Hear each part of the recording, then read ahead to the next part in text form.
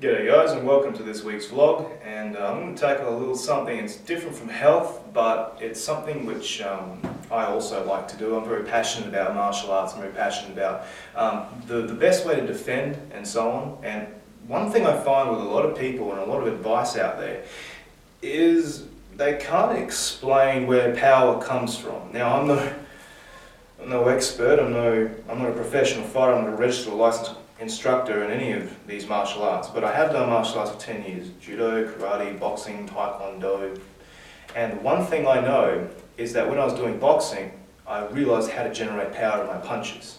And once I found out how to do that, I applied that principle to every other area, like Muay Thai, where I could deliver nasty kicks, or Jiu-Jitsu, where I could all of a sudden escape from any sort of angle, doing hip escapes and so on. So I found out once you know where power comes from, you can apply it to other areas. Now, having said that, there's a lot of misinformation on the internet, or not misinformation, but there's a lot of generic stuff that keeps getting spewed over and over and over again. I'm going to show you a couple of myths. I'm going to talk about them for a sec. The first myth is to punch through the bag. That is like saying, if I want to drive a car, I need a steering wheel. If I want to hit this part, I've got to hit past it. If I don't hit past it, I don't hit my target. So, I don't know, take it as you may, but that's pretty generic advice for me. The other one is to put your body weight behind a punch. If I did that, would you look at that? I'm off balance. And a skilled fighter can capitalize on that. On the street, you've got one shot. You don't want to mess that up. So don't put your body weight behind the punch. You'll do more harm than good. Although it will provide a powerful punch, it's more of a pushing punch instead of a snapping punch. But immediately, you've lost ground and you're out of balance, so don't do that. If I angle down, you can see my feet, like this. First of all, if I plant my feet, I'm going nowhere, I'm stuck. I've never seen a boxer do this and then all of a sudden plant their feet, throw a combination, and then get back on their feet. The only time that would really help is if I was planting my foot for judo. But, you've got to get your body weight below the other person's body weight, so naturally you've got to get down anyway. So, planting your feet, take it as you may. I don't do that if I'm ever going to punch. I'm not a punching person, more of a palm strike, but you get the idea. So, power comes from the hips. Now that's generic as well, so I'm going to break that down. I'm going to show you exactly where power comes from. Power comes from these two little bony nodes on your pelvis. The left one's responsible for the left arm, the right one is responsible for the right arm.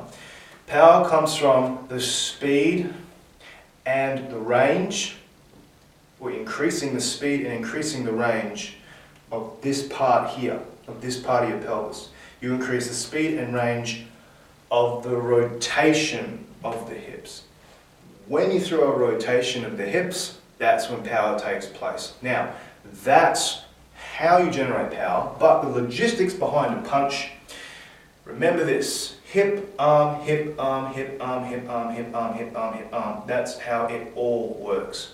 If you ever see a boxer, they will follow, or a professional boxer, they will follow that exact same pattern. Good boxers do not break that rhythm. So hip, arm, hip, arm, hip, arm, hip, arm. Hold on to your arm for as long as you can until that hip follows through. Or should I say, that hip goes, the hip follows, much range and power as possible, as much speed as possible, and then your arm goes out and snaps back. There's no power in your arm. For instance, if I throw a generic jab, without moving my hips, you get this. Not a lot. Now, if I decide to throw my hips into it, it's a totally different story. I mean, I could do this all day and I wouldn't be able to knock someone out.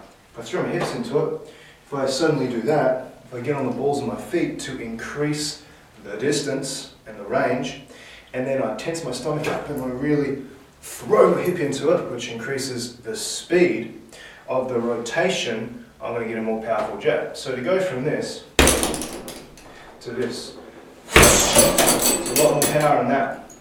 And that goes with everything. That goes with a hook, a liver, an uppercut.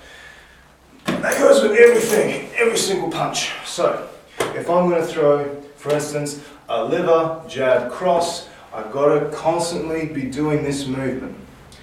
I've got to go leather, jab, cross, and you know what, I'm throwing a hook as well. So it's hip, arm, hip, arm, hip, arm, hip, arm. So just to break it down, hip, arm, oh my bad, sorry. Hip, arm, hip, arm, hip, arm, hip, arm, hip, arm.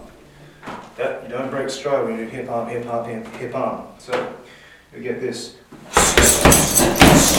Alright, so that's how you kind of know when you're hitting the bag hard, you're demolishing it. Alright, so having said that, to do an exercise, keep doing this. It's how boxers get their bobbing, get on the balls of your feet, and just keep doing this. That's how they can step around, do a powerful punch, because they're constantly moving out, and then they'll move in, and then back out, and then like this.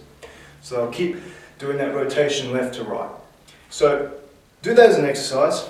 Have a weight to your chest, something similar like a 10 kilogram or a 25 pounder, and just get on the balls of your feet and do that. That's a very good exercise to gain strength to the muscles that will make the speed of the rotation of the hip even better, or faster, which is develop more power. So remember the logistics: hip, arm, and you get a more powerful punch every single time without breaking any power in your combinations. So the worst thing you can do is start a combination, could be a 4-hit combination, then all of a sudden you got no power by the 3rd or 4th, or you just have no power after the first punch. If you keep doing that, you'll always have power, especially when you're doing jabs like the double jab and triple jab. So a double jab, hip, arm, hip, arm, hip, arm, hip, arm. If you want to increase the speed, if you want to do a triple jab even, you could do this all day until you can break the bag. But you get the idea.